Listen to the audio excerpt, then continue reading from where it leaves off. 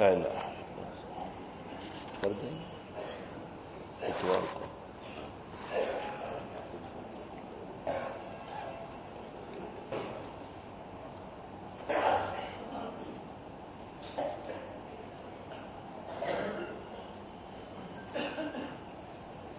بسم اللہ الرحمن الرحیم الحمد للہ رب العالمین والصلاة والسلام علی سید الانبیاء والمرسلین وعلی آلہ وصحبہ واتباعہ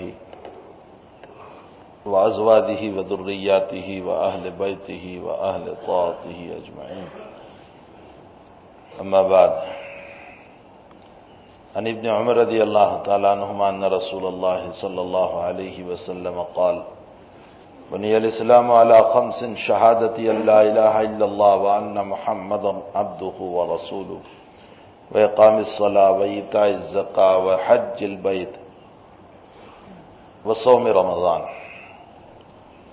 گزشتہ ہفتے بھی زکوٰۃ کے سلسلے میں اور مالی مسائل میں جو آیت تلاوت کی تھی، حق تعالی شانہ فرماتے ہیں اقیموا الصلاة وآتوا الزکاة خذ من اموالهم صدقة تطهرهم بها وتزكي عليهم وتصلي عليهم ان صلاتك سكن لهم وما امروا الا ليعبدوا الله مخلصين له الدين حنفاء ويقيموا الصلاة ويؤتوا الزكاة وذلك الدين القيم۔ ان تمام آیتوں کا تعلق زکوٰۃ سے ہے۔ زکوٰۃ ایک بہت اہم فریضہ ہے، بہت اہم فریضہ ہے۔ قرآن کریم میں کئی مقامات پر نماز کے ساتھ زکوٰۃ، نماز زکوٰۃ، حتیٰ کہ ابھی ایک روایت آپ پڑھو گے، صدیق اکبر رضی اللہ تعالیٰ عنہ اللہ کے حبیب پاک صلی اللہ علیہ وسلم اس دنیا سے رخصت ہوئے اور صدیق خلیفہ بنے۔ ویسے حضرت نے اپنی زندگی ہی میں صدیق کے لیے اشارات تو کر ہی دیے تھے کہ میرے بعد خلیفہ اگر کوئی ہوگا تو ابو بکر ہوگا۔ بخاری شریف میں ایک روایت میں ہے کہ اللہ کے حبیب پاک صلی اللہ علیہ وسلم نے فرمایا کہ عائشہ تمہارے بھائی کو کہو کہ قلم اور کاغذ دے مجھے، میں تمہارے باپ کی خلافت لکھ دوں۔ حضرت نے صاف فرمایا۔ پھر حضرت نے فرمایا چھوڑ دو، اس لیے کہ ابو بکر کے علاوہ مومنین بھی کسی کو پسند نہیں کریں گے اور اللہ بھی پسند نہیں کرے گا، یعنی میرے بعد ابو بکر ہی بنے گا۔ بخاری شریف میں ہے کہ ایک عورت آئی اللہ کے حبیب کے پاس کسی ضرورت کے لیے، حضرت نے ان کی ضرورت پوری کی۔ اس کے بعد اس عورت نے کہا کہ آئندہ مجھے ضرورت پڑے اور اللہ کے حبیب میں آپ کے پاس آؤں اور آپ نہ ملے تو میں کہاں جاؤں؟ فرمایا ابو بکر کے پاس آنا۔ اشارہ تھا کہ ابو بکر میرے بعد ہوں گے۔ حضرت نے اپنی مسند امامت پر جمعرات کو حضرت بیمار ہوئے، زیادہ بیماری تو کئی دنوں سے چل رہی تھی، درد سر تھا حضرت کو۔ بیماری کی ابتدا حضرت کو درد سر سے ہوئی، تو بیمار تو چل ہی رہے تھے، لیکن جمعرات کو حضرت کی بیماری بہت بڑھ گئی اور نماز کے لیے آنا بھی مشکل ہو گیا۔ تو آپ نے فرمایا مروا ابا بکر ان یصلی بالناس، ابو بکر سے کہو میری جگہ نماز پڑھائیں۔ حضرت عائشہ رضی اللہ تعالیٰ عنہ اور حضرت حفصہ نے مشورہ کیا کہ ابو بکر کے بجائے عمر کو امام بنایا جائے، تو کہا چلو اپنے درخواست رکھتے ہیں۔ حضرت عائشہ نے فرمایا کہ اللہ کے حبیب میرے باپ جو ہیں بڑے رقیق القلب، بڑے نرم دل، آپ کے مصلی پر کھڑے ہوں گے تو برداشت نہیں کر سکیں گے، روتے رہیں گے، نماز نہیں پڑھا پائیں گے، عمر کو آپ امام بنا دیجئے اپنی جگہ۔ حضرت حفصہ نے بھی فرمایا کہ یا رسول اللہ میرے والد صاحب کو آپ بنا دیجئے۔ حضرت نے فرمایا ابو بکر سے کہو کہ وہی نماز پڑھائیں۔ پھر دونوں نے درخواست رکھی۔ حضرت نے فرمایا میں کہتا ہوں ابو بکر سے کہو وہی نماز پڑھائیں۔ پھر درخواست رکھی، فرمایا میں کہتا ہوں ابو بکر سے کہو وہی نماز پڑھائیں۔ اور حضرت نے ان دونوں کو عائشہ اور حفصہ کو فرمایا انتن صواحبات یوسف، تم یوسف پر الزام لگانے والی کی سہیلیاں معلوم ہوتی ہو۔ حضرت یوسف علیہ السلام کی طرف اشارہ کیا۔ حضرت نے بہت لطیف اشارہ کیا تھا۔ مطلب یہ ہے کہ زلیخا جب یوسف پر عاشق ہوئی تھی تو وہ جو عورتیں زلیخا کو تانا دے رہی تھی، دوسرے وزیروں کی بیویاں جو تھی وہ زلیخا کو تانا دے رہی تھی اور یوں کہہ رہی تھی کہ اوہو، بادشاہ کی بیوی ہو کر غلام پر عاشق، نوکر پر، ڈوب مرنے کی بات ہے۔ بادشاہ کی بیوی اور غلام پر دل دے چکی، یہ وہ عورتیں تانا دے رہی تھی، لیکن ظاہر میں یہ تانا تھا، اندر میں کچھ اور تھا۔ اندر میں یہ تھا کہ اس طرح تانے دو تاکہ زلیخا یوسف کو چھوڑ دے، اور جب یوسف کو چھوڑ دے گی تو یہ سب بھی دیوانی تھی یوسف کی، ان کو کھینچنا تھا اپنی طرف، یعنی یہ سب سہیلیاں بھی جو ہیں وہ یوسف کی دیوانی تھی کہ زلیخا چھوڑ دے گی تو ہم قبضہ کریں گے یوسف پر، ہم اپنا دل لگائیں گے۔ حضرت نے اس کی طرف اشارہ فرمایا کہ عائشہ اور حفصہ تم ظاہر میں یہ کہہ رہی ہو، عائشہ کہہ رہی ہے کہ میرا باپ نرم طبیعت کا ہے، امامت نہیں کرا پائے گا، اور حفصہ کہہ رہی ہے کہ میرے والد امامت کرا لیں گے، عمر کو آپ کہیے، لیکن دل میں تم نے یہ چھپایا ہے۔ عائشہ نے کیا چھپایا تھا؟ عائشہ نے چھپایا تھا کہ اللہ کے حبیب کا حلیہ اس وقت بتا رہا ہے کہ اب اللہ کے حبیب رہیں گے نہیں، دنیا سے تشریف لے جائیں گے۔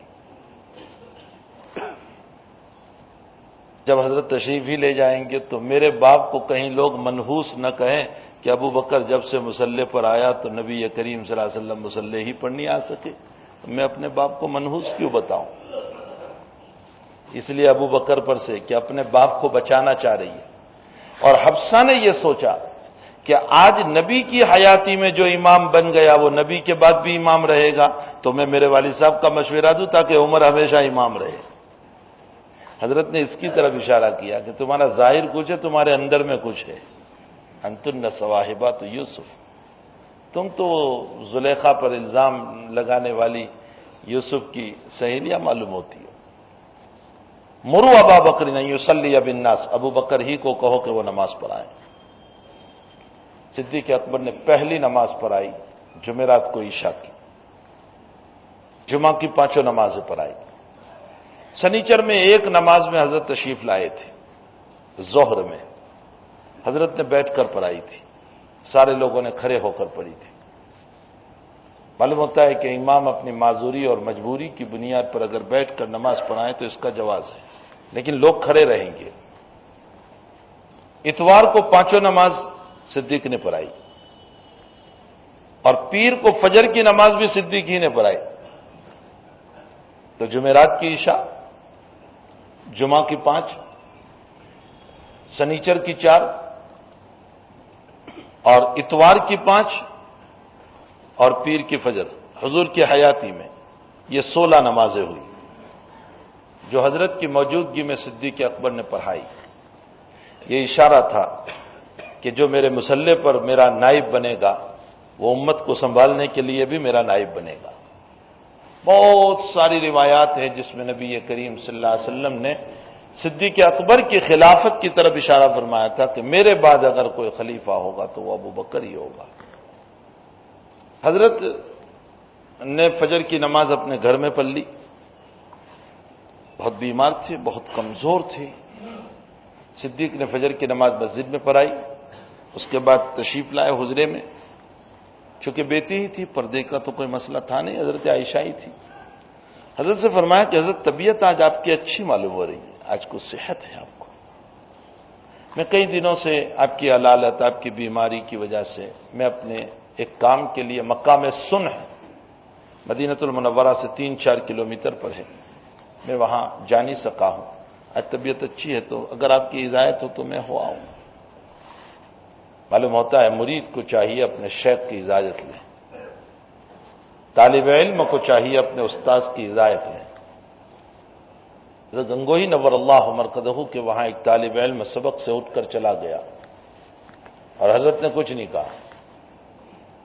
اس طالب علم نے بعد میں آ کر کے فرمایا حضرت میرا کام تھا تو میں گیا تھا، مجھے معاف کر دیجیے.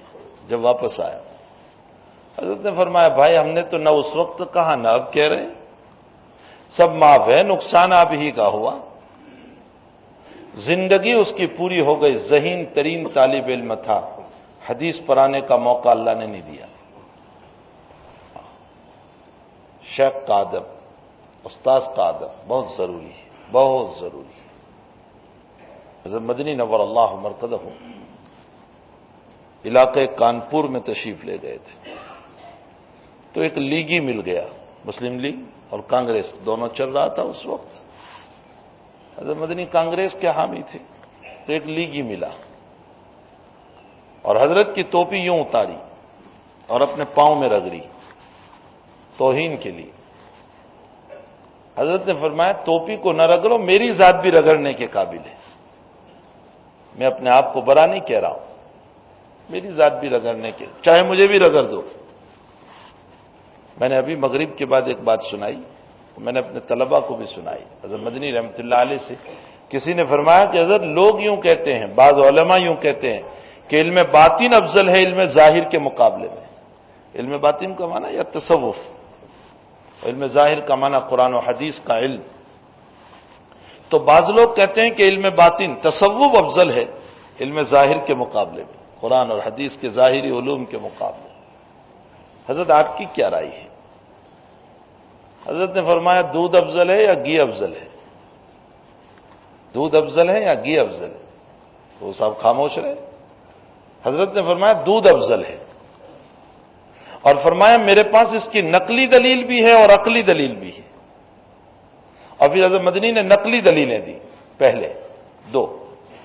حضرت مدنی رحمۃ اللہ علیہ نے فرمایا کہ اللہ کے نبی علیہ السلام نے جب بھی خواب دیکھا تو اپنے آپ کو دودھ پیتے دیکھا, گھی پیتے کبھی نہیں دیکھا. حضرت نے ہمیشہ دودھ پیا, خواب میں دیکھا کہ میں دودھ پی رہا ہوں. اگر کوئی دیکھے کہ میں دودھ پی رہا ہوں تو سمجھ لو اللہ تعالیٰ اس کو علم نصیب کرے گا. دودھ کی تعبیر علم ہے, اس لیے کہ دودھ میں سفیدی ہے, علم میں نور ہے. دودھ میں جسم کی غذا ہے اور علم میں روح کی غذا ہے. تو دودھ کی تعبیر علم ہے, اور یہ تعبیر کا علم بھی ہر گہرے ایرے گہرے نتھو کھیرے کو نہیں پوچھا جاتا. آج تعبیر جاننے والے ہے ہی کہاں. قاسم ابن قطلوب غار رحمۃ اللہ علیہ مسلک احناف کے بہت بڑے آدمی, بہت بڑے. ان کے زمانے میں کسی نے خواب دیکھا کہ اللہ کے نبی خواب میں آئے اور یوں فرمایا کہ وہ اٹھے خواب دیکھنے والے اور فرمایا میں نے اللہ کے نبی کو خواب میں دیکھا اور مجھے یوں کہا کہ اشرب الخمر, شراب پی. مجھے شراب پینے کو کہا. سارے علماء سے پوچھ رہے ہیں کہ مجھے شراب پینے کو کہا. سارے علماء کہہ رہے ہیں بھائی تجھے نیند میں سنائی نہیں دیا ہوگا, شراب تو حرام ہے, حضرت تھوڑے ہی شراب پینے کو کہیں گے. تجھے لا تشرب الخمر کہا ہوگا, یعنی شراب مت پی. لا کہا ہوگا, وہ تجھے لا نیند میں یاد نہیں رہا. سارے علماء نے یہ کہا. قاسم ابن قطلوب غار رحمۃ اللہ علیہ کے پاس یہ خواب پہنچا تو انہوں نے بڑا عجیب جواب دیا, بہت عجیب, ہماری عقل وہاں تک نہیں جاتی. انہوں نے فرمایا کہ نہیں, حضرت نے اشرب الخمر ہی کہا, شراب پیو, یہی کہا. اس لیے کہ تم سب کہہ رہے ہو کہ لا تشرب الخمر, حضرت نے یوں کہا ہوگا کہ شراب مت پی. تو مت پی یہ تو اس کو کہا جاتا ہے جو پہلے سے پیتا ہو. بھائی جو پہلے سے پیتا ہو اس کو نہ کہیں گے نا کہ مت پی, یہ تو پیتا ہی نہیں ہے پہلے سے, تو حضرت نہ کیوں کہیں گے اس کو؟ یہ تو بے وقوفی کی بات ہو گئی کہ ایک آدمی نہیں پیتا ہے اور اس کو یوں کہا جائے کہ مت پی. فرمایا نہیں, نبی نے یوں ہی کہا ہے کہ اشرب الخمر, شراب پی, اور یہی پینا ہے. لیکن کون سی شراب؟ نبی یہ بتانا چاہتے ہیں نبی کی محبت کی شراب پیو, اللہ کی محبت کی شراب پیو. شراب پینا ہے اللہ کی محبت کی اور نبی کی محبت کی. تو خواب کی دنیا بھی بڑی عجیب ہے, ہر ایرے گہرے نتھو گہرے کو اس کی تعبیر نہیں پوچھی جا سکتی. یہ ایک بہت بڑی دنیا ہے. تو میں تو کیا بات کر رہا تھا, ذہن سے بات بھی نکل گئی, کسی اور بات کو ذکر کر رہا تھا. حضرت مدنی رحمۃ اللہ علیہ, تو حضرت نے دو دلیلیں دی. پہلی دلیل یہ دی کہ اللہ کے نبی نے جب بھی خواب دیکھا تو یہ دیکھا کہ بھئی میں دودھ پی رہا ہوں. اور دوسری نقلی دلیل یہ ہے کہ اللہ نے جنت میں دودھ اور شہد کی نہریں تو بنائی ہے، گھی کی نہر نہیں بنائی۔ فرمایا گھی افضل ہوتا تو گھی کی بھی نہر ہوتی، لیکن جنت میں گھی کی نہر نہیں ہے۔ یہ تو نقلی دلیل ہوئی، اور عقلی دلیل یہ ہے کہ گھی میں، دودھ میں 3 صفت ہے۔ مائیت، بہنا، پانی کی طرح بہتا ہے۔ غذائیت، کھانے کی جگہ کام آنا، انسان کو کھانا نہ ملے دودھ پی لے تو بھی پیٹ بھر جاتا ہے۔ دسونت، چکناہٹ۔ فرمایا مائیت ہے بہنا، معلوم ہوتا ہے پانی نہ ملے تو دودھ پانی کے قائم مقام۔ غذائیت، معلوم ہوتا ہے کھانا نہ ملے تو کھانے کے قائم مقام۔ اور دسونت و چکناہٹ، معلوم یہ ہوتا ہے کہ تمہارے بدن کو بنانے کے لیے اس کی چکناہٹ اور دسونت کام آتی ہے، اور گھی میں ایک ہی صفت ہے، اور وہ ہے دسونت اور چکناہٹ۔ تو جس میں 3 صفت ہو وہ افضل ہے ایک صفت والے کے مقابلے میں۔ بس اسی سے سمجھ لو کہ علم ظاہر افضل ہے علم باطن کے مقابلے میں، اس لیے کہ علم باطن تو اسی علم ظاہر قرآن و حدیث سے نکلا ہے، تو وہ افضل کیسے ہو سکتا ہے اس کے مقابلے میں؟ یہ حضرت مدنی رحمۃ اللہ علیہ نے دلیل دی تھی۔ بہرحال حضرت مدنی کی ٹوپی رگڑی کسی نے، حضرت نے فرمایا میری ذات رگڑنے کے قابل ہے۔ 6 مہینے نہیں گزرے کہ اس آدمی کا ہتہ کتہ نوجوان تھا، انتقال ہو گیا، موت ہو گئی، مر گیا وہ۔ اہل اللہ کو ستانا بھی اچھی بات نہیں ہے، بہت بری بات، بہت بری بات۔ اس سے اپنے آپ کو بچایا جائے، بہت احتیاط کیا جائے۔ تو حضرت ابوبکر صدیق نے فرمایا کہ حضرت آج طبیعت اچھی ہے، میں ذرا اپنے اور ایک کام سے ہو آؤں۔ وہاں پہنچے اور اطلاع ملی کہ اللہ کے نبی دنیا سے رخصت ہو گئے۔ صدیق دورے دورے آئے، مختصر میں اس روایت کو پیش کر رہا ہوں۔ دورے دورے آئے اور سیدھے حجرے میں آ گئے، بیٹی ہی تھی، چادر ہٹائی اور یہاں بوسہ دیا نبی کریم صلی اللہ علیہ وسلم کو پیشانی پر۔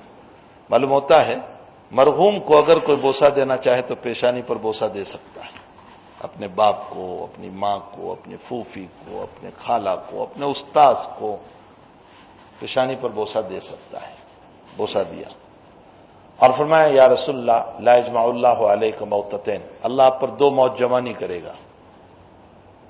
یعنی یہ جو موت ابھی ہوئی ہے، اب اس کے بعد اللہ جو قبر میں زندہ کرے گا تو دوبارہ موت نہیں آئے گی، ہمیشہ ہمیشہ آپ کو لا یجمع اللہ علیک موتتین۔ تدفین کا مسئلہ آیا تو کپڑے اتارے یا نہ اتارے، ایک بحث آ گئی، اللہ کے نبی کو کیسے غسل دیا جائے، کپڑے اتار کر یا کپڑوں کے ساتھ؟ اتنے میں غیب سے آواز آئی کہ میرے نبی کو کپڑوں کے ساتھ غسل دو، تو کپڑوں کے ساتھ ہی غسل دیا گیا۔ صلاۃ جنازہ کا مسئلہ آیا کہ حضرت کی جنازے کی نماز کیسے پڑھی جائے، تو فرمایا حضرت خود ہی امام ہے، اور جب حضرت امام ہے تو اب کوئی امامت نہیں کرائے گا، انفرادن لوگ نماز پڑھیں گے، ایک ایک کر کے آئیں گے نماز پڑھیں گے۔ تو پہلے مہاجرین، پھر انصار، پھر دوسر صحابہ آتے گئے نماز پڑھتے گئے۔ حضرت کی تدفین فوراً نہیں ہوئی تھی، پیر کا دن نکل گیا، منگل کا دن نکل گیا، تب تدفین ہوئی تھی، اس لیے کہ جنازے کا مسئلہ تھا۔ اسی کے ساتھ ساتھ مسئلہ یہ بھی تھا کہ اب کوئی نائب بھی طے ہو جائے۔ ادھر انصار نے اپنا ایک نائب بنا لیا، سعد ابن عبادہ کو رضی اللہ تعالی عنہ۔ حضرت عمر کو پتا چلا تو حضرت عمر اور ایک صحابی دونوں نے صدیق سے فرمایا کہ حضرت وہاں چلیے۔ ثقیفہ بنو ساعدہ چند سالوں پہلے تک تھا، اب وہ ختم ہو گیا، میں نے دیکھا ہے، باب السلام سے جو جاتے ہیں اس طرف میں، وہاں انصار جمع ہوئے تھے اور اپنا امیر طے کر رہے تھے۔ صدیق کو وہاں لے گئے حضرت عمر۔ حضرت عمر نے فرمایا کہ میرے جی میں آیا کہ میں تقریر کروں، لیکن صدیق نے مجھ کو بٹھا دیا کہ تم بیٹھ جاؤ۔ عمر کہتے ہیں میرے دل میں یہ تھا کہ عمر ابو بکر نرم آدمی ہے، بہت بولیں گے نہیں، میں ذرا جذبات سے بولوں گا، سب کو دبا دوں گا، لیکن صدیق نے مجھے بٹھا دیا اور صدیق نے بیان دیا، اور ابو بکر نے وہ بیان دیا جو میں نے سوچا تھا اس سے 100 گنا ڈبل بیان دیا۔ اور فرمایا ایسی بات تو میں بھی نہیں کر سکتا تھا. اور صدیق نے فرمایا کہ تم ہمارے بھائی ہو. مہاجرین سے انصار سے کہا تم ہمارے بھائی ہو، لیکن اللہ کا نبی یہ کہہ کر گیا ہے کہ خلیفہ تو قریش میں سے ہوگا، قریشی ہوگا، الامراء من قریش، اس لیے خلیفہ ہمارے اندر سے ہوں گے. نحن العمراء وانتم الوزراء، انصاریوں سے کہا حضرت صدیق نے ہم امیر اور تم ہمارے وزیر، تمہیں ہمیں مشورہ دینا ہے. اور صدیق نے فرمایا میں نہیں کہتا ہوں کہ میرے ہاتھ پر بیعت کرو، میں یہ دو ساتھی کو لے کر آیا ہوں، ان دونوں میں سے کسی ایک کے ہاتھ پر بیعت کر لو. عمر ہے، ابی ابن کعب ہے، ان میں سے کسی کے ہاتھ پر تم بیعت کر لو. حضرت عمر اسی وقت جمپ لگائی اور کھڑے ہوئے اور فرمایا صدیق آپ کے ہوتے ہوئے میرے ہاتھ پر بیعت، میں خود آپ کے ہاتھ پر بیعت کرتا ہوں. سب سے پہلے عمر کھڑے ہوئے، ابی ابن کعب کھڑے ہوئے، سارا مجمع ٹوٹ پڑا اور صدیق کے ہاتھ پر بیعت ہو گئی. خلافت طے ہو گئی، اللہ کے حبیب کی تدفین ہو گئی، مسئلہ مکمل ہوا. اب بہت بڑا فتنہ کھڑا ہوا. کچھ دیہاتی لوگ تو مرتد ہونے لگے، جو کچے مسلمان تھے ابھی، وہ ردت دوبارہ کفر میں. اور کچھ لوگوں نے جھوٹے نبیوں کے دعوے کو قبول کر لیا، مسیلمۃ الکذاب، اسود انسی. تو اسود انسی تو حضور کے زمانے میں ہی مارا گیا تھا، مسیلمۃ الکذاب تھا صدیق کے زمانے میں مارا گیا. جنگ یرموک ہوئی، اسی کے ساتھ ہوئی تھی. اور صدیق نے فرمایا تو کون نبی؟ اور مارا بھی کس نے اس مسیلمۃ الکذاب کو؟ حضرت وحشی رضی اللہ تعالیٰ، جنہوں نے حضرت حمزہ کو شہید کیا تھا. اور بخاری شریف میں ہے کہ وحشی نے فرمایا میں نے قسم کھائی تھی کہ اگر اسلام کے بہادر کو میں نے مارا ہے تو کفر کے بہادر کو بھی میں ماروں گا تاکہ برابر ہو جائے. تو حضرت وحشی رضی اللہ تعالیٰ نے مارا تھا. اور جنگ یرموک میں بہت صحابہ شہید ہو گئے جو حافظ تھے.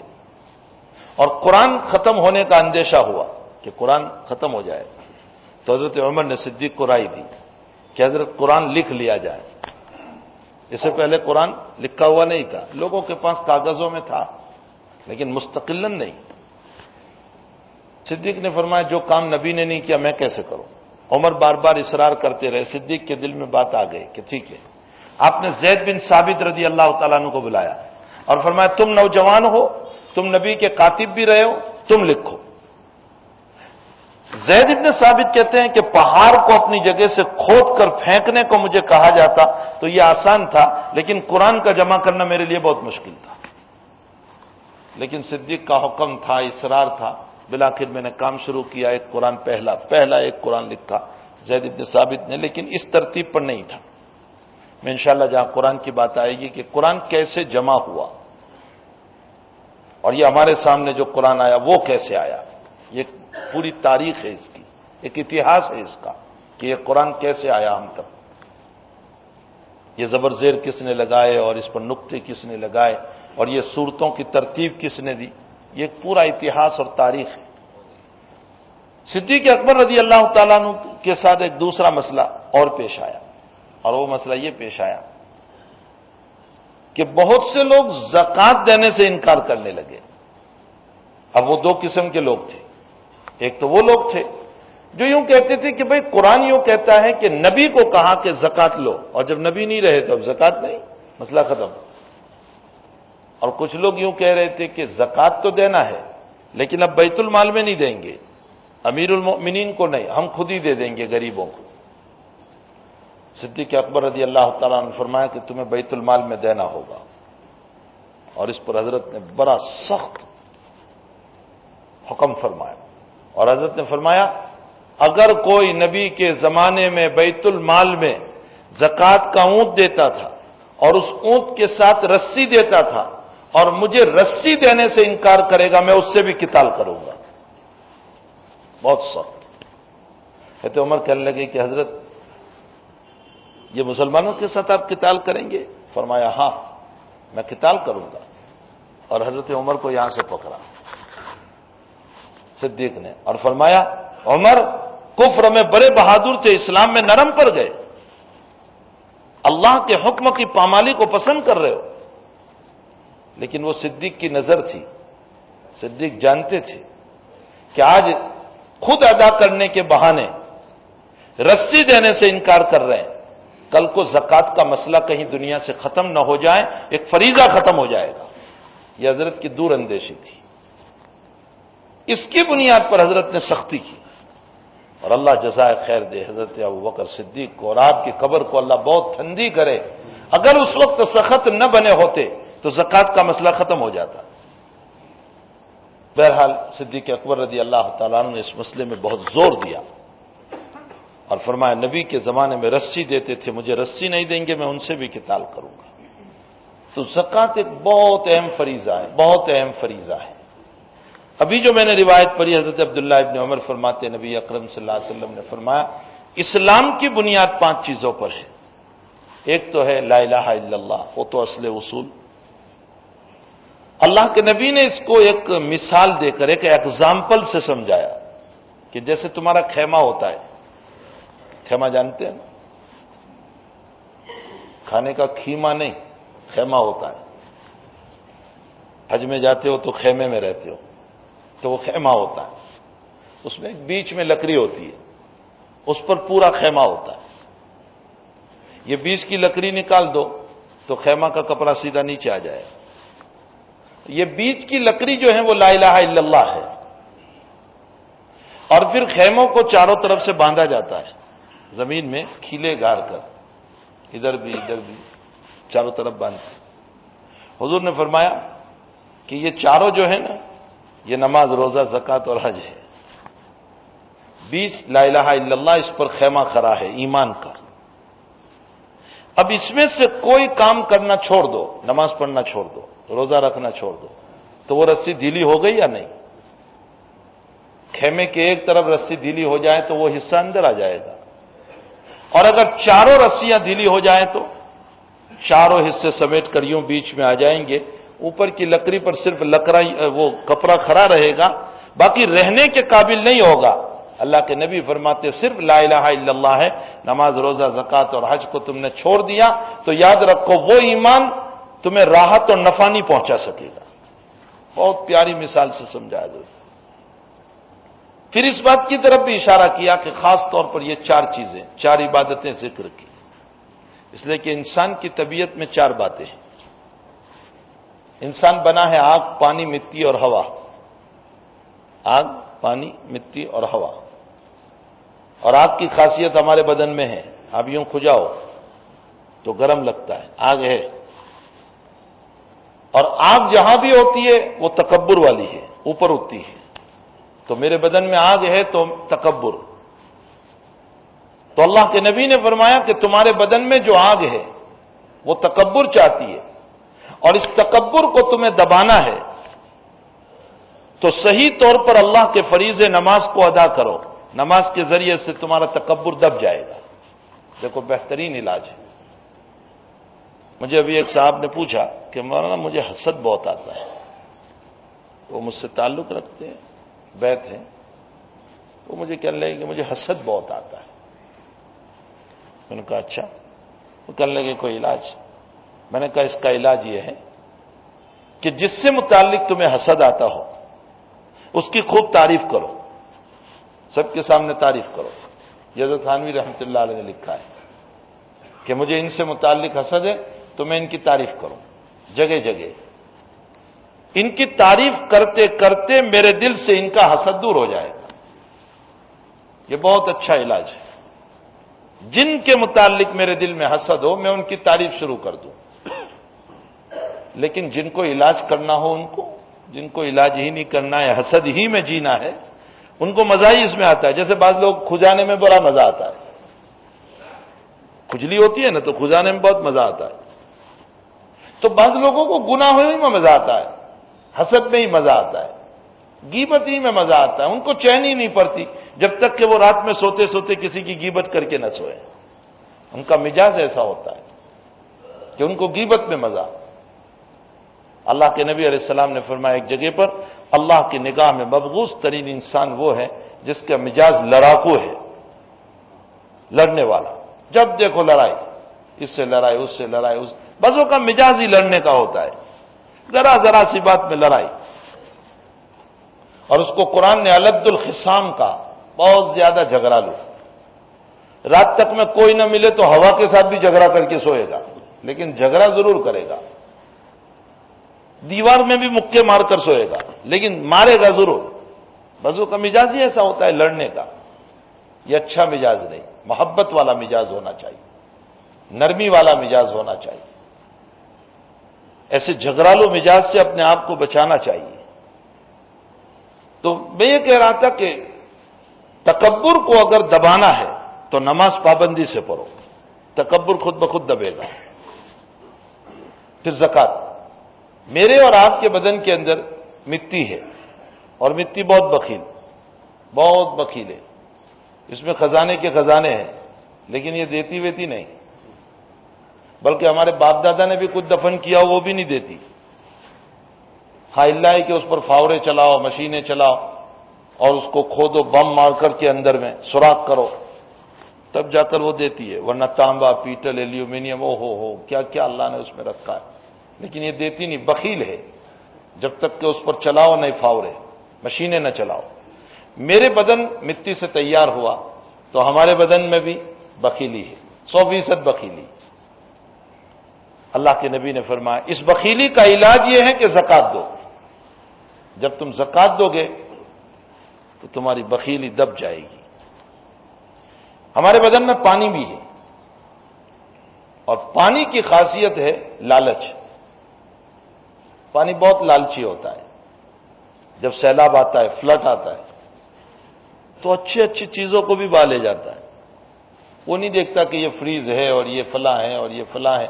یہ نہیں دیکھتا کہ مالدار ہے، غریب ہے، امیر ہے، فقیر ہے، مولانا ہے، کسی کو نہیں دیکھتا. وہ تو سب کو بہا لے جاتا ہے. لالچ بہت ہے اس میں. اور میرے اندر پانی موجود ہے، ہم سب پانی کے بغیر تو جی نہیں سکتے. اور جب پانی ہے تو لالچ بھی ہے.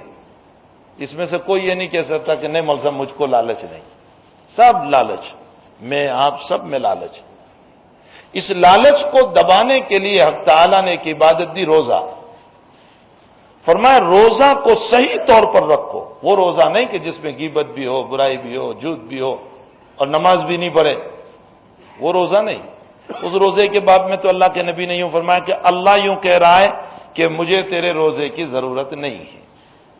وہ روزہ نہیں.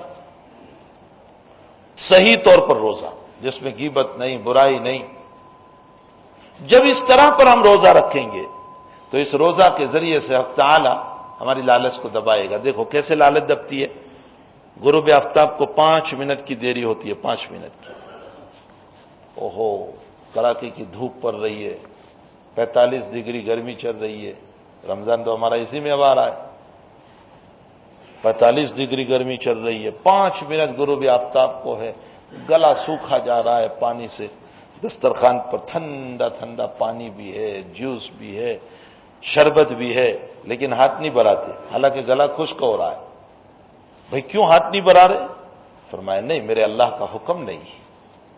جب تک اس کا حکم نہیں ہوگا میں نہیں پیوں گا. یہ ہے لالچ کو دبانا. اللہ نے لالچ کو دبایا. اور میرے اور آپ کے بدن میں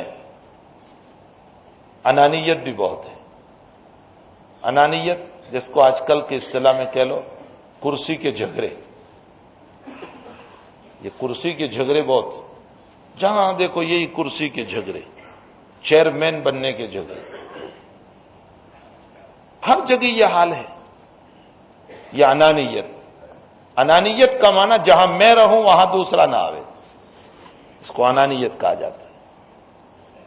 ہماری سب کی طبیعت میں ہے. اب اس کو دبانا ہے تو اللہ تعالیٰ نے حج کی عبادت کی. اور انانیت ہمارے اندر کیسے آئی؟ ہوا سے. ہوا پر ہم جی رہے ہیں اور ہوا میں انانیت ہے. اب دیکھو بال ہوتا ہے، گیند، اس میں ہوا بھری ہے، اور پھر اس میں دوسری ہوا بھرو. ہوا بھری ہے پھر ہوا بھرو تو پھٹے گا، وہ ہوا باہر آئے گی. ارے بھائی میں تو اور ہوا ڈال رہا ہوں تو کیوں نکل گئے؟ کہا میرے ہوتے ہوئے دوسری ہوا آئی کیوں؟ تو ہوا کی خاصیت ہے انانیت، جہاں میں رہوں وہاں کوئی اور نہ رہے. یہ ہم میں موجود ہے. کوئی نہ نہیں کہہ سکتا اس لیے کہ ہوا پر جی رہے، اور ہوا کی خاصیت یہ ہے اس کو دبانا ہے. تو اب تعالیٰ نے فرمایا میں تجھے حج کی عبادت دیتا ہوں، اور ایسی جگہ پر تجھے وہ عبادت دے رہا ہوں جہاں تجھے کوئی پہچانے نہیں. تو اس کو بھیجا وہاں حج کرنے کے لیے کہ جہاں تجھے کوئی نہیں پہچانتا. یہاں بیٹھے سیٹ بنا ہوا تھا نا انانیت، وہاں جا. اچھا وہاں بھی کچھ پہچاننے والے مل گئے کہ لاؤ باکس اٹھا لو، ٹھیلا اٹھا لو، فلاں اٹھا لو، چپل اٹھا لو. تو اللہ نے کہا 2 احرام پہن لے تاکہ تیرے احرام میں تجھے کوئی پہچانے ہی نہیں کہ تو کون ہے. اور پھر احرام پہنا کر اس کو طواف میں اتارا، اور اب تعالیٰ نے فرمایا اب طواف کر. اب کوئی ادھر سے مار رہا ہے، کوئی ادھر سے مار رہا ہے، کوئی لنگی پہ پاؤں رکھ رہا ہے. ایک دیہاتی طواف کر رہے تھے حضرت عمر کے دور میں، اور ایران کا بادشاہ اسی وقت مسلمان ہوا تھا، اور مسلمان ہو کر وہ آیا تھا اور وہ عمرہ کر رہا تھا، طواف کر رہا تھا. اور ایک دیہاتی کا پاؤں اس کی لنگی پر پڑ گیا. بادشاہ وہ ایرانی مجوسی تھا، وہ تو مسلمان ہوا تھا، اس کے لنگی پر پاؤں پڑا. تو بادشاہت کا نشہ تھا، دیہاتی کو ایک زور سے تھپڑ مارا. بخاری شریف میں ہے کہ وہ دیہاتی حضرت عمر کے پاس آیا، فرمایا حضرت میں انصاف چاہتا ہوں، میں نے جان بوجھ کر قدم نہیں رکھا، طواف کے درمیان بھیڑ بھاڑ کی وجہ سے اس کی لنگی پر میرا قدم پڑ گیا تو اس نے مجھ کو تھپڑ مارا. تو حضرت عمر نے فوراً اس کو بلایا، چاہے نو مسلم ہے چاہے بادشاہ ہے. یہ نہیں کہا کہ اچھا چلو معاف کر دیتے ہیں، چلو بادشاہ ابھی بیچارہ نیا مسلمان ہوا ہے چھوڑ دو اس کو. اسے کہا کہ بلاؤ اس کو. بلایا اور کہا کہ تو نے اس کو مارا؟ کہا ہاں. عمر تو عمر تھے. اچھا کیوں مارا؟ کہا اس نے میری لنگی پر پاؤں رکھا تھا. کہا جان بوجھ کر؟ کہا نہیں چلتے ہو. تو کہا اب 2 شکل ہے، یا تو یہ تجھے تو معافی مانگ اس سے اور یہ تجھے معاف کرے. تو پہلے معافی مانگ، یہ نہیں کہ یہ معاف کرے تجھے، تو پہلے معافی مانگ یہ تجھے معاف کرے. یا پھر دوسرے نمبر پر اگر تو معافی نہیں مانگتا تو یہ تھپڑ مارے تجھے، تاکہ تھپڑ کا بدلہ تھپڑ سے ہو جائے. تو اس نے کہا مجھے سوچنے کی مہلت دو کل تک کہ میں معافی کیسے مانگوں. وہی انانیت کہ میں کیسے معافی مانگوں. دوسرے دن وہ مرتد ہو کر بھاگ گیا. حضرت عمر نے فرمایا کوئی حرج نہیں، وہ مرتد ہوا، اپنے اسلام سے گیا، ہمیں اس کی پرواہ نہیں ہے، لیکن میرے نبی کا اسلام سچا اور تابندہ رہے گا. یہ ہو نہیں سکتا کہ غریب کو ہم جو مظلوم ہے اس کا حق نہ دلائیں. رات میں اللہ کے نبی کو خواب میں دیکھا اور عمر سے فرمایا عمر تو نے میرے اسلام کے جھنڈے کو بلند کر دیا.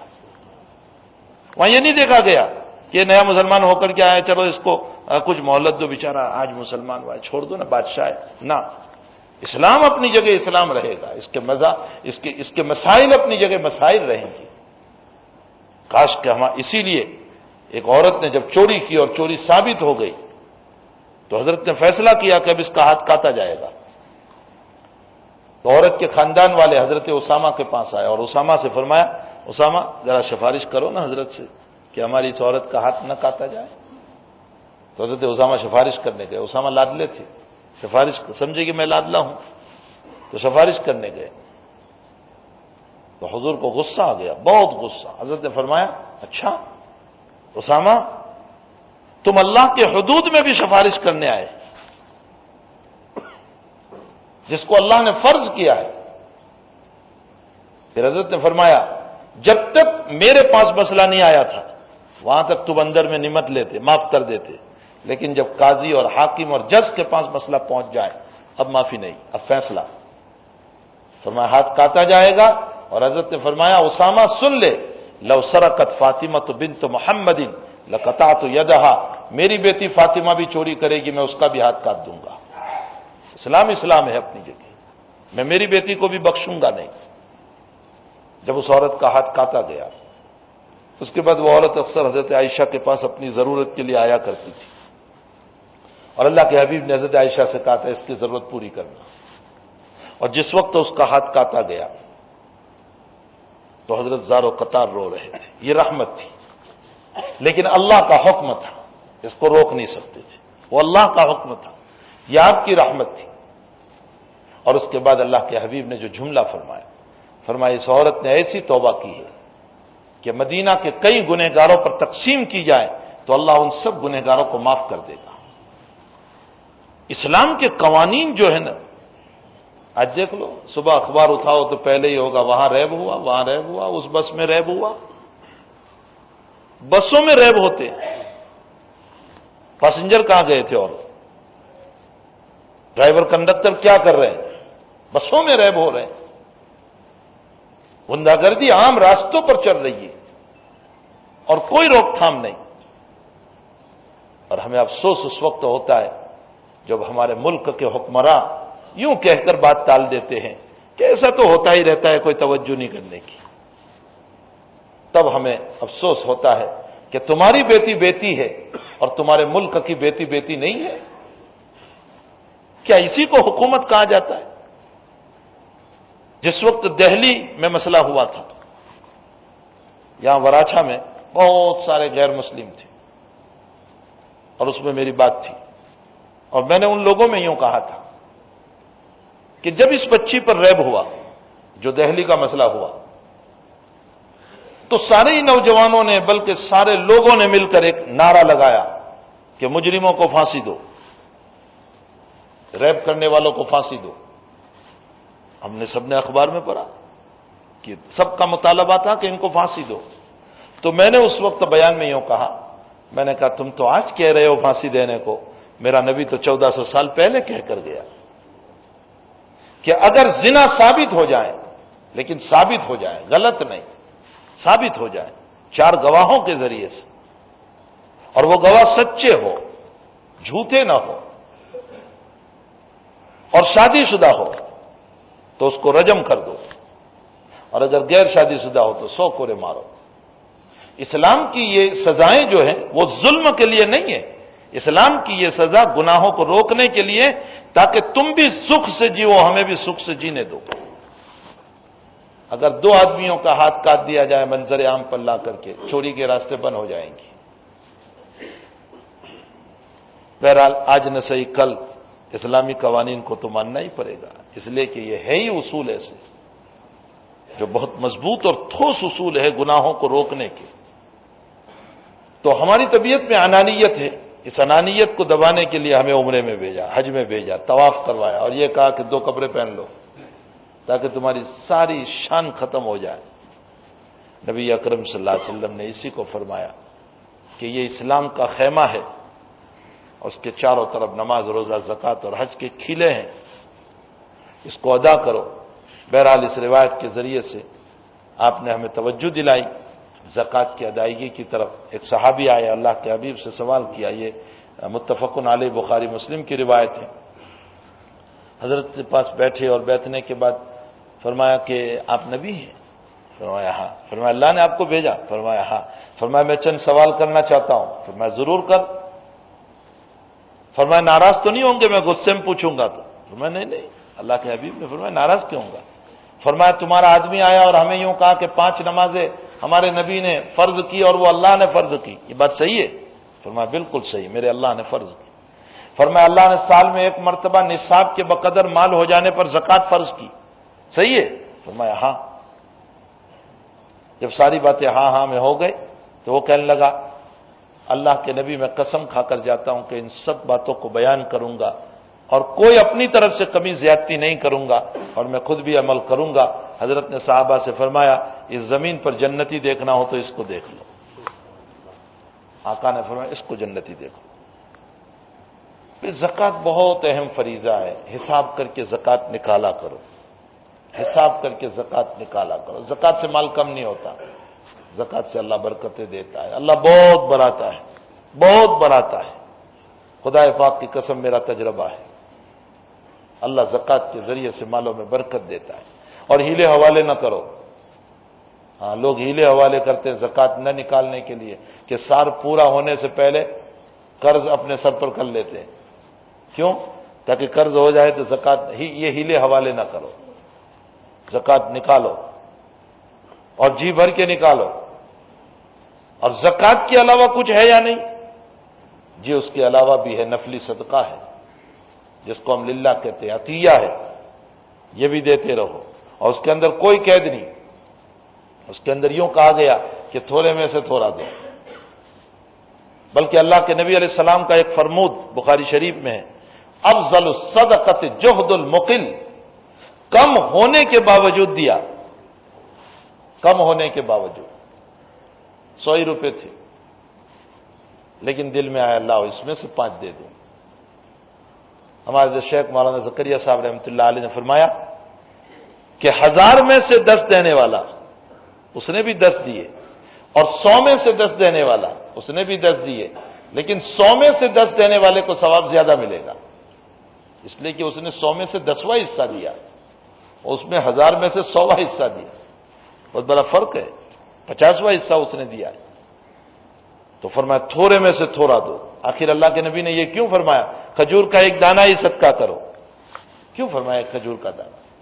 کوئی کھجور کا ایک دانہ زکات تھوڑے ہی ہے، یہ ایک دانہ نفلی صدقہ ہے، نفلی عطیہ ہے، تو بھئی زکات بھی نکالو، نفلی عطیہ بھی اللہ کے راستے میں دو۔ اور میں اللہ کی قسم کھا کر کہتا ہوں کہ تجربہ کر کے دیکھ لو حق تعالی مصائب پریشانیوں کو کیسے کھولتے ہیں اور کیسے حالات میں جو ہے تبدیلی لاتے ہیں، اور اللہ کی طرف سے کیسے بخششیں اترتی ہے، رحمتیں اترتی ہیں اور رحمتوں کے دروازے کھلتے ہیں، اور ایسی جگہوں سے اللہ مال دیتا ہے کہ پتہ بھی نہیں چلتا۔ واقعتاً میں آپ کو کہتا ہوں اللہ ایسی جگہ سے آپ کو دے گا کہ آپ کے وہم و گمان میں بھی نہیں ہوگا، وہاں آپ کا کاروبار چل پڑے گا اور اللہ تعالیٰ وہاں سے آپ کو نفع دلائے گا۔ تو زکات نکالنے والے بنو، نفلی صدقہ کرنے والے بنو، کچھ نہ کچھ اللہ کے راستے میں دیتے رہو، اس دینے سے اللہ خوش ہوتا ہے، بہت خوش ہوتا ہے۔ اللہ کے حبیب تو فرماتے احد پہاڑ بھی میرے لیے سونا بنایا جاتا تو 3 دن نہ پورے ہوتے کہ میں پورا احد پہاڑ سونے کا خرچ کر دیتا۔ میں کچھ نہیں رکھتا، میں اپنے پاس کچھ رکھتا ہی نہیں، سب دے دیتا۔ اور اختیاری فقیر تھا وہ، اللہ کے نبی اختیاری فقیر تھی، ایک تو اضطراری فقیر کے کچھ ہے نہیں اس لیے فقیر۔ اللہ کے نبی کا یہ مسئلہ نہیں تھا کہ وہ اضطراری مجبوری کے فقیر تھے، مجبوری کے نہیں، بہت آتا تھا نبی کے پاس، تھے بہت آتا تھا، بڑے بڑے بادشاہوں کے ہدایا آتے تھے، لیکن حضرت رکھتے نہیں تھے، رکھتے ہی نہیں تھے۔ رات آیا تو صبح تک ختم، صبح آیا کو شام، لیکن امت کو یہ نہیں کہا گیا کہ تم سب دے دو، اس لیے کہ اللہ کے نبی جانتے ہیں کہ امت کے پاس وہ توکل نہیں ہے، یہ رات آیا اور صبح تک میں سب خرچ کر دیا تو دوسرے دن تو یہ اللہ کو گالیاں دینے لگے گا کہ اللہ سب ہے نہیں نا، اب میں کیا کروں، اس کا توکل نہیں ہے۔ اس لیے اس کو یوں کہا کہ تھوڑا دے اور باقی تو اپنے لیے رکھ، اس کو یہ نہیں کہا کہ سب دے دے۔ آپ کا عمل یہ تھا، ابو بکر کا عمل یہ تھا، چونکہ ابو بکر بہت اعلیٰ درجے کے متوکل تھے تو وہ تبوک میں سارا مال لے کر آ گئے۔ حضرت نے یہ نہیں کہا کہ جا تھوڑا گھر لے جا، چونکہ جانتے تھے کہ ابو بکر کا توکل بہت اعلیٰ ہے، اور عمر آدھا لے کر آئے، فرمایا کوئی عرض نہیں، آدھا گھر چھوڑا ہے نا، جانتے تھے کہ عمر کا توکل ابو بکر کے برابر نہیں، تو ابو بکر کا سارا منظور اور عمر کا آدھا منظور، یہ امت کے لیے کہا گیا، چونکہ امت اتنے اعلیٰ درجے پر نہیں ہے، اس لیے امت کو یوں کہا گیا کہ صدقہ بھی کرو اور اپنی اولاد کے لیے میراث میں بھی چھوڑو، صدقہ بھی کرو اور اپنے رشتہ داروں کے لیے میراث میں بھی چھوڑو، دونوں طرف پر کہا گیا۔ بہرحال اللہ کے راستے میں خرچ کرنے کا بہت بڑا فائدہ ہے۔ اور پھر اللہ تعالیٰ جانتا تھا کہ بندہ مال میں بڑا بخیل، تو نماز تو بالغ ہوتے ہی فرض، روزہ بالغ ہوتے ہی فرض، لیکن زکوٰۃ مال آتے ہی فرض نہیں۔ اس میں عجیب مسئلہ، آج مالدار ہوا اور نصاب کے بقدر ہے، 7.5 تولہ سونے کے برابر مال ہے اس کے پاس، 52 تولہ چاندی کے برابر ہے، بلکہ اس سے بھی زیادہ ہے، آج مالک ہوا، اللہ کہتا ہے نہیں آج نہیں، زکوٰۃ تجھے آج نہیں دینا ہے، تو 1 سال تک اپنے پیسوں کو ٹرن اوور کر، کاروبار میں لگا اس کو، اور 1 سال کے بعد جب سال پورا ہوگا تو اب جو مال ہے تیرے پاس اس میں سے خرچہ بات کر، اس میں سے قرض بات کر، اس میں سے تیرے گھر کا ضرورتیں بات کر، اور ان سب کو نکالنے کے بعد اب جو مال بچا وہ نصاب کے برابر ہے تو اب اس میں سے زکات دے، اوہو اللہ تو نے تو کتنی راحت ہم کو دی. ایک تو فوراً زکوٰۃ فرض نہیں کی 1 سال کے بعد، اور اس میں بھی یہ ساری باتوں کو نکالنے کے بعد اشارہ ملتا ہے اس میں، میرے بندو تم مال میں بہت بخیل ہو، اگر آتے ہی پہلے دن میں تم پر فرض کر دیتا تو تم زکوٰۃ نہ نکالتے، لیکن ذرا ٹرن اوور ہوا، نفع ہوا، تو اب نفع کی وجہ سے نکالنا آسان ہو گیا. اس لیے اللہ کہتا ہے کہ تھوڑا ٹرن اوور کر لو 1 سال میں، تو 1 سال کے اوپر پھر تمہارے پاس زکوٰۃ آئے. لیکن زکوٰۃ بہت اہم فریضہ ہے، بہت اہم فریضہ ہے، اور روایتوں میں بڑی وعیدیں آئی. آگے جو روایتیں ہیں اس میں بڑی وعیدیں ہیں. قیامت کے دن جنہوں نے جانور کی زکوٰۃ ادا نہیں کی تو اللہ اس کو سلائے گا آدمی کو، اور جتنے جانوروں کی زکوٰۃ ادا نہیں کی، اونٹوں کی، گائے کی، بھینس کی، جو زکوٰۃ بکریوں کی، اللہ ان سب جانوروں کو لائے گا، اور اس بندے کو سلا کر سارے جانوروں کو کہیں گے کہ اس پر سے چلو، اس کو روندو اپنے پاؤں سے اور سینگ سے مارو. اور اللہ کے نبی کہتے تم اس وقت مجھے پکارو گے یا محمد، اور میں کہوں گا لا املک لک شیئا، میں آج تجھے بچا نہیں سکتا ہوں، دنیا میں میں نے تجھے پیغام پہنچا دیا تھا، بس تو اس میں مار کھاتا رہے. اور جس نے پیسہ، سونا، چاندی سب جمع کیا، اس کی زکوٰۃ نہیں دی، تو اللہ کے نبی فرماتے اس کو گنجا صاحب بنائیں گے. اسی مال کو گنجا صاحب. گنجا کیوں؟ اوپر کی چمڑی اتر چکی ہوگی. چمڑی کیوں اتر جائے گی؟ زہر کی وجہ سے. بہت زہریلا ہوگا وہ، بہت زہریلا، اس کی وجہ سے اس کی چمڑی اوپر سے اتر گئی ہوگی. لہو زبیبتان حدیث میں آتا ہے، اس کے 2 جبڑے ہوں گے، 2 ہونٹ جبڑے. سانپ ہے نا جب کاٹتا ہے تو 1 سیکنڈ کے 100ویں حصے میں یوں مار کر ہٹ جاتا ہے. 1 سیکنڈ نہیں، 1 منٹ، 1 منٹ کے 100ویں حصے میں مار کر یوں ہٹ جاتا ہے، بس اتنا جلدی وہ مارتا ہے، اور اس کا اثر یہ ہوتا ہے کہ انسان مر جاتا ہے. تو حدیث شریف میں ہے کہ میں قیامت کے دن اس کے مال کو سانپ بناؤں گا، اور سانپ بناؤں گا زہریلا، اور اس کے 2 جبڑے ہوں گے، اور وہ ڈنک نہیں مارے گا، وہ چبائے گا، اس کو یوں چبائے گا، اور بولے گا بھی انا مالک انا کنزک، میں کوئی سانپ نہیں ہوں، میں تیرا مال اور خزانہ ہوں، اب تو چکھ لے، تیرے جمع کرنے کے مزہ کو تو چکھ لے کہ تو نے دنیا میں جمع کیا تھا اور میرا حق نہیں دیا تھا، زکوٰۃ ادا نہیں کی تھی. تو بڑی وعیدیں بھی اس پر آئی ہیں. پھر مانگنے کی عادت بھی اچھی نہیں، بہت بری عادت ہے مانگنے کی بھی، بہت بری عادت ہے. اللہ کے حبیب پاک صلی اللہ علیہ وسلم نے فرمایا، بخاری شریف کی روایت ہے، حدیث شریف میں ہے کہ کچھ بندے قیامت میں آئیں گے، ان کا یہ سارا گوشت اتر چکا ہوگا اور اندر کی ہڈیاں نظر آئے گی، اور فرشتے اعلان کریں گے یہ وہ لوگ ہیں جو دنیا میں لوگوں سے مانگا کرتے تھے. یہ عادت بھی بہت بری ہے، مانگنے کی عادت نہیں بنانا چاہیے. حق تعالیٰ دیں، اس پر خوش رہو. ہاں ضرورت ہے، آپ نے کسی سے قرض لے لیا یا اپنے تعلق کی بنیاد پر کسی کو کوئی بات، لیکن جب دیکھو مانگتے رہنا، جب دیکھو، یہ اللہ تعالیٰ کو پسند نہیں ہے. اللہ کے حبیب نے فرمایا الید العلیٰ خیر من ید السفلیٰ، دینے والا ہاتھ لینے والے ہاتھ سے افضل ہے. جو ہاتھ دینے والا ہے نا وہ لینے والے ہاتھ سے افضل ہے. دعا کرو اللہ سے کہ اللہ ہمیں دینے والے بنائے. اور حاجت اور ضرورت تو ہر انسان کو پڑتی ہے. ضرورت کے موقع پر منع نہیں کیا، صحابہ کرام بھی نبی کے پاس جاتے تھے کہ حضرت ہم کو ضرورت ہے. لیکن ایک ہے عادت بنا لینا، کوئی ضرورت نہیں لیکن بس عادت پڑی ہے مانگنے کی، مال جمع کرنے کی، مانگ کر، یہ عادت بہت بری ہے. ضرورت کی وجہ سے انسان کسی سے کہے کہ میری یہ ضرورت ہے، آپ مجھے پوری کر دیجئے، میں اس وقت محتاج ہوں، اس سے منع نہیں ہے. حضرات صحابہ نے بھی حضور پاک صلی اللہ علیہ وسلم سے اپنی ضرورتیں رکھی ہے. اللہ تعالی ہم تمام کو ایسی بری خصلتوں سے اللہ ہماری حفاظت فرمائے. جادو کی کتاب کا کوئی میں نے نام نہیں لیا تھا، یہ تو بخاری شریف میں ہے، باب السحر. اور باب السحر امام بخاری نے باب قائم کیا ہے، اور اس کی تحت شراح نے یعنی حدیث شریف کے شرح لکھنے والوں نے علامہ ابو الحسن ابن بطار رحمۃ اللہ علیہ اور حافظ ابن حجر عسقلانی، اب وہ کتابیں نہیں پڑھ پاؤ گے تو وہ تو بہت ہائی لیول کی کتابیں ہیں. اس میں لکھا ہے کہ بیری کے پتے لیے جائیں اور بیری کے پتوں کے اوپر سورہ ناس، سورہ فلق، بوردی، ہم جس کو بور بولتے ہیں نا، بور، وہ بوردی کے پتے لیے جائیں اور اس پر 7 مرتبہ سورہ ناس اور فلق یا 11 مرتبہ سورہ ناس اور فلق اس پر پڑھا جائے، اور پھر روزانہ 7 پتے یا 11 پتے اس کو پیس لو، اور پیسنے کے بعد اس کو ایک گلاس میں ڈال دو، آدھا پانی پی لو اور آدھا غسل میں ڈال دو۔ اب تعالیٰ اس کی وجہ سے جادو اور سحر سے نجات عطا کریں گے۔ یہ اس کے اندر علاج لکھا ہوا ہے، اور بھی بہت سارے اس میں علاج لکھے ہوئے ہیں۔ اب اس میں یہی پوچھا ہے بور جو کانٹے والے، ہاں کانٹے والے ہی وہ ہوتے ہیں، اور جہاں میٹھا کھانا ہو تو کانٹے تو لگتے ہی ہیں، تو اسی کے پتے لینا ہے۔